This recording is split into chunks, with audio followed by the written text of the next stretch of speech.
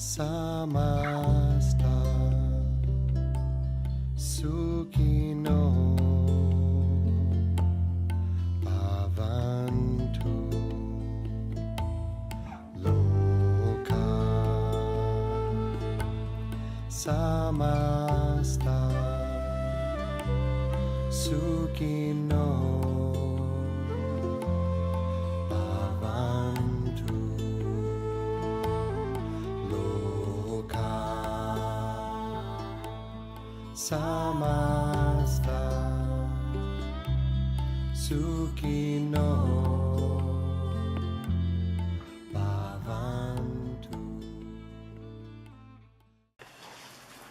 Last night I mentioned that the model that we use is very much like the parent or the caregiver, where the child is playing with life and something frightens the child runs into the caregiver's arms, the caregiver holds the child in a safe space, in a sacred space, in an embrace of love, and it invites the child to take a deep breath, and invites the child to what are you feeling? What are you experiencing? Invites the child to be present in their experience, and they breathe, and they're present in their experience. They experience that they're safe to be in their bodies and safe to be in life, and they break out of the caregiver's arms and they run back into life to play.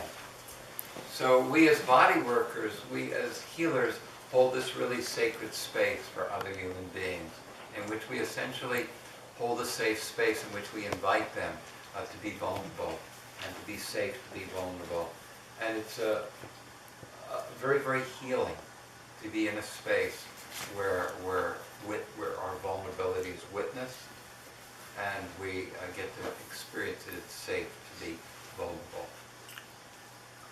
There's a saying that you can cry alone for years, but once your tears are witnessed, there's a healing in the witnessing of our tears. I know that from personal experience. So we call the relationship that we have to our clients a privileged relationship. So we want to talk about this privileged relationship because this class is meant to be a healing circle, that the space we hold with each other in this class is meant to be exemplify the space that we hold with our clients, the sacred space, the safe space that we hold with our clients. First of all, we honor our clients as evolving spiritual beings. Our perspective here is what we call an evolutionary perspective, in which each being is the cutting edge of the unfolding of evolution. Each of us is the face of the goddess, the face of God, the face of the unfolding of this creative potential, this creative power of life. So each of us is on a sacred evolutionary journey that somehow our being present in our experience, our being present in the unfolding of this life contributes to this vast, vast experience that we've. So our life and the issues that we face, the vulnerability, the pain, the challenges, the what we become are somehow part of the majesty and splendor, part of the wisdom of this incredible fabric of intelligence that we're a part of. So in any case, we're saying we begin by honoring our client as an evolving spiritual being, and the travail, the challenges of their life as a sacred journey, a sacred evolutionary work. So we don't really judge. We're in a non-judgmental space in that sense. Now we're saying that this is very special because in our society today, most everyone's moving so fast that the one person will take an hour with you. Once you give yourself permission to be vulnerable, is the body worker. That as body workers, we hold a very, very special place, a very sacred, a very safe, a very open place in which people, first of all, pay for our services, which gives them permission to have us help them. Do you hear that? By their paying it, they give themselves permission. to be helped and to have us help them, and have us be deeply available, deeply present for them. They then license themselves in that space to do some very profound work. So we're talking about this as a privileged relationship as the foundation of our work, as a space in which a client has permission to be vulnerable and is safe to be vulnerable as the key to the space that we facilitate here. So with any privilege, there is an element of responsibility. So we're talking about the responsibilities that enable us to hold the sacred space with our clients and with each other here. So here I'm asking you to make some agreements. You can agree by holding your thumb up. You can't agree, your thumb down. You have a question, your thumb to the side. Can we all agree to confidentiality, that we don't gossip about or talk or joke about anything that goes on in this class or with our clients? We don't gossip or talk about anything that happens with our clients. The session is often a cleansing session in which elements of their past, demons, energies that are no longer who they are, come up. I think of it as going to the bathroom. Our session is sometimes a turd in the toilet. We don't look down there and say, that's me. We just let it swirl away. So there's confidentiality. We don't joke. We don't tease. We don't gossip. We don't talk about anything that happens in the session. You all agree to that? Now, this is not a cult. You're welcome to talk about your own experience, okay? But we don't really talk about anything that happens with our clients, and that helps to hold a safe space in which a person is safe to be vulnerable and safe to share things that they may not otherwise be safe to share. Now, you're welcome, if you have a mentor, a teacher, or a mentor who you work with as a therapist, to share your work with your mentor and get counsel and help with your own interaction with the work if you need that. And of course, if someone is not merely threatening to kill himself, but actually making preparations, you have a responsibility to help that person get some help.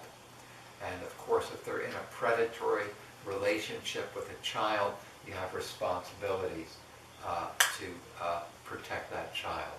But beyond that, we make a commitment to confidentiality, which holds that space. Secondly, this work is nonviolent, which not only means physical violence, that we don't allow the client to engage in any physical violence, or there's no physical violence, but there's no emotional violence turned against anyone else, and there's no emotional violence turned against yourself in this class. So what that can mean is no matter how big a jerk that I'm being, or no matter what I'm doing pushes your buttons, you take 100% responsibility for your own experience. Can we take 100% responsibility for whatever we're experiencing? So that we don't turn it on anyone else. We take this as an opportunity to experience our own reaction, and whatever that means, and whatever that teaches us. And that we, secondly, this is meant to be a sacred space for our own self.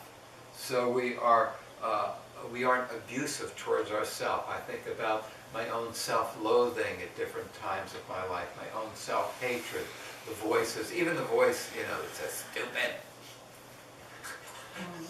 We're not going to indulge those voices. We hear that voice saying, stupid, we'll love that voice.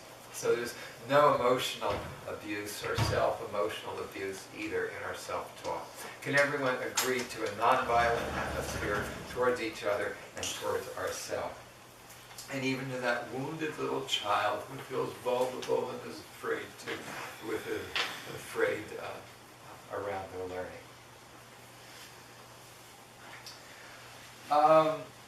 Nonviolence also means not to be in a predatory relationship with your clients. You're going to really help people with this work, and they're really going to trust you and respect you. And so we never exploit the client financially, and we never exploit the client romantically. You never If you feel romantically attracted to a client, you should break off the relationship and wait 6 months. And if you're still romantically attracted, then you can explore that. But we do not, our practice is not, and the vulnerability and the intimacy and the openness of that practice, we must hold that as a safe space. It's not a place to meet potential mates.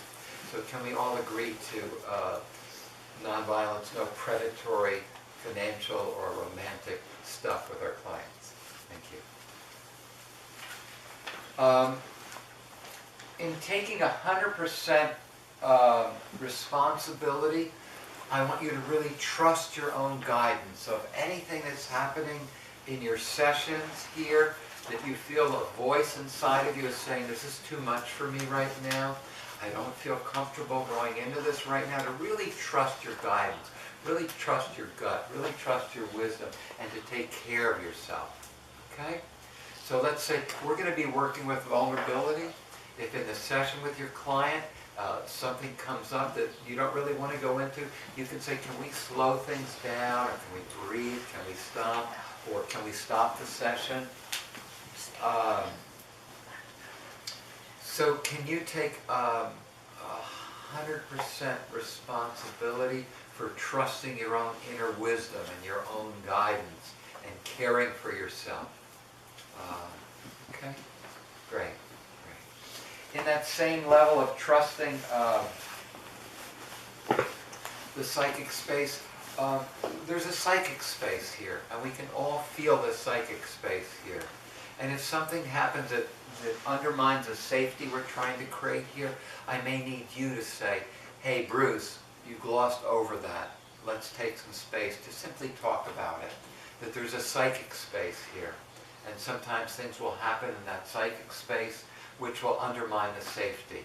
And I'll just, if I don't bring it up and say, hey, let's take a deep breath, talk about what happened for a moment, bring it into awareness, restore the safety. If I don't do it, will you help me? I'll say, hey, Bruce, you went sideways. I have a cancer movement. I tend to go sideways sometimes when the going gets tough.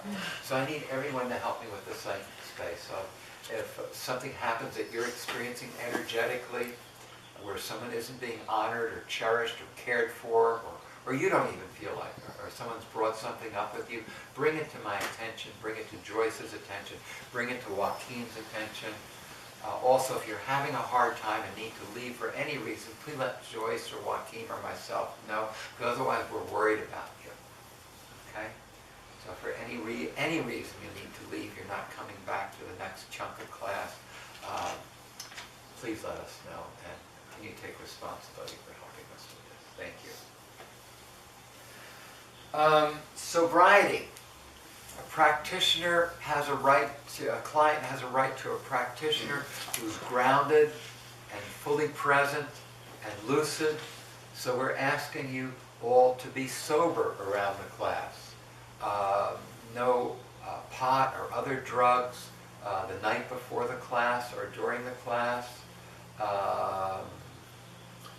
Not even really more than a glass of wine, that kind of thing. So can everyone agree to sobriety, to no substances that are too expansive during the course of what we're doing? Is there anything else anyone wants to bring up in terms of creating a safe space here in this circle and in the work that we're going to be doing with each other on the table? Anything else we need to clarify? Please, Joaquin. This just going beyond and into the sobriety or self-care aspect of this work, and maybe just share a little bit into holding that space for yourself, so that space that we're holding for others is really authentic and really grounded and really rooted. I've had an experience of being compromised and going into doing work, and the work is compromised. And so I just know that, or just even emotionally, you have a tough emotional week. It's tough to hold space. You don't want to see anybody when you have a tough emotional week, and so it's really just, I'd like to hear from you about that importance of taking care of yourself as a helper? Well, thank you. You know, it's taken me many, many, many, many, many years to heal my addictions because, you know, we all have our wounded parts of ourselves, you know, which hide in the pain of our addictions. And one of the elements of an addiction is we go unconscious, you know, and that's how you can, if you find that you're saying, no, I don't want to do this, but you go unconscious and do it again, that's an addiction. That's our test of addiction. You go unconscious when the opportunity arises, or you create the opportunity again. So it takes a lot of intention and a lot of healing. But you know, the turning point in my own life, from you know, there's always a struggle between eros and thanatos. Thanatos, the self-destructive voices, and eros, the will to live, the will to be whole, the will to heal ourselves. Okay, there's always this struggle between light and darkness. And the turning point came when I looked in the mirror. We had this wall at Hartwood of mirrors, okay, for dance, you know, and movement. And we were doing an exercise where you stand in front of them, where you sit or stand in front of the mirror and you look in the mirror and you go, I love myself, I love myself, I love myself. And you hear this little voice, oh. And I caught a glimpse of my soul in that mirror. I got a glimpse of the soul by looking in that mirror. And I realized there was something in here that I could genuinely love. And the woman who started Finghorn, she also had that same experience. And you know, Louise Hay also recommends this mirror work. Take this mirror because you can catch a glimpse of your soul. You get it. You can really, because we grow in our self-realization through these little epiphanies. These epiphanies are the vehicle of the expansion of our consciousness. And having that epiphany of your own divinity is a huge restructuring of your inner world. So I really encourage you to use the epiphanies that you're having here as your medicine. This is called the ultimate medicine. The ultimate medicine.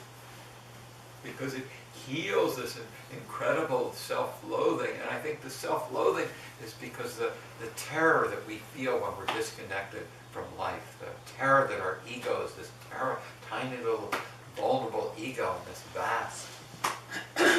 So this knowledge of our divinity, these sparks of epiphany, are the medicine that we're taking. At the time you spend contemplating your goddess, contemplating the moment you have it, experiencing your love of nature, your love of life, your love of learning, that this is the medicine.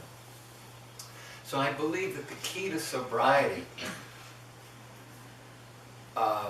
is in yoga, union with yourself, that in these moments of, you know, caring for your body and experiencing well-being and building upon that, we can build a sober life. But it's something that's done breath by breath, heartbeat by heartbeat, in an organic process as we heal our lives.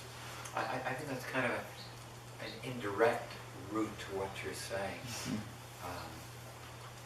But that's been my experience. It's a gentle, organic process, breath by breath, heartbeat by heartbeat.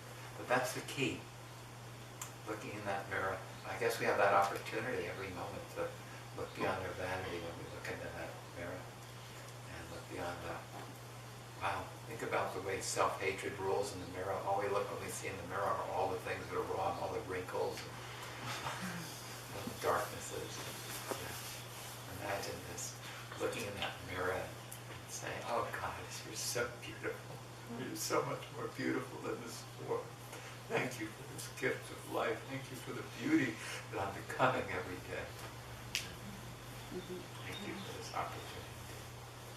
We'll be meeting in Tiruvannamalai in South India, January 8th to 25th. I hope that you will be able to join us. I'll also be offering a course out of our home in Bembo this spring, every Thursday. If you're living in Northern California, Thursdays, 6 Thursdays in April and May. We're also talking about a course next November, Lake Atitlan in Guatemala and San Marcos La Laguna. So please, if there's any topics that you would like me to discuss in this format, email me, bruce@weareone.us. I thank you very much for your focus and attention. I hope you're finding this useful. We dedicate our efforts to a vision of a springtime of humanity, where all humanity makes a leap in consciousness and realizes the unity and divinity of all life, where we cherish our Mother Earth as our own dear mother and share with each other as brothers and sisters. Ahom Takwiasin for all our relations. Hari Om Tat Sat. Blessed be.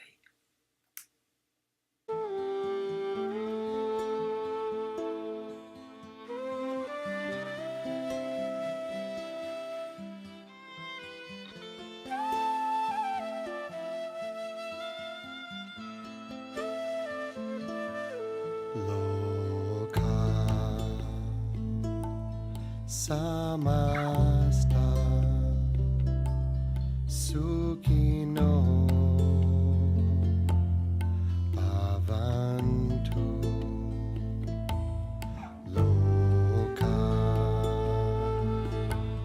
samasta sukino bhavantu. Loka samasta sukino